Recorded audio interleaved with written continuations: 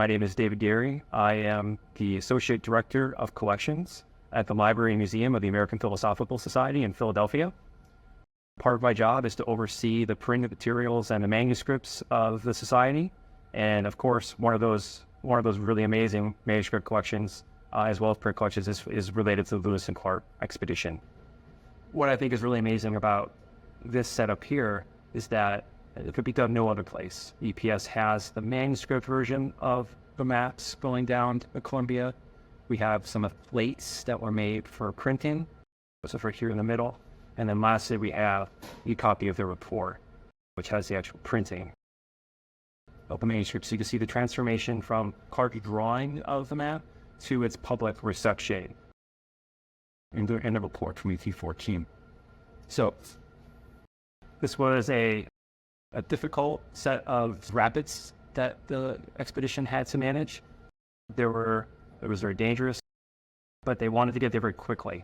So they decided to ride through most of the rapids. And there were Indians on both sides of the river watching this, believing that they were going to crash because it was so dangerous. But the expedition made its way through. They made it through one of the more difficult parts here, which is the Great Shute. And then they found themselves in calm waters. For the first time, the ocean was just like very short distance away, and the difficult downward slope of the mountains to the ocean was about to end for them. So it was a very pivotal moment and a very key moment for them on their journey. So this is on October 31st.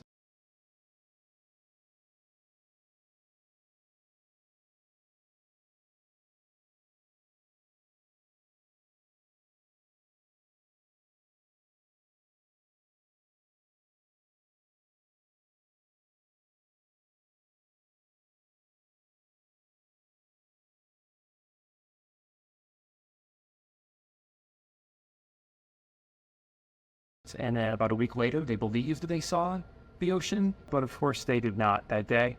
They did not have the direct view that they needed to have. And then about a week later, on November 15th, the expedition saw the ocean for the first time, which must have been an amazing experience of both pure joy and for just pure pride as well, making some difficult track. We have a really amazing map here of a manuscript map that Clark made of Cape Disappointment in the mouth of the Columbia, showing where they would have seen the ocean at the same time. This could have meant a lot of different things to them. This was a great adventure. They did make their way across the mountains. They have reached their goal.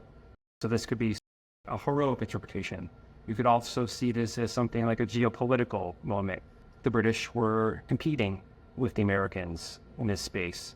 So here we are, the American expedition had finally made its way to the coast, would be able to have a bigger say on what was going to happen here. So it's a moment of both a mercantile success and as well as, empire building for the Americans. It's also a moment when different native groups are meeting representatives of the federal government for the first time, the beginning of a long and pretty difficult history for them over the next coming centuries as well.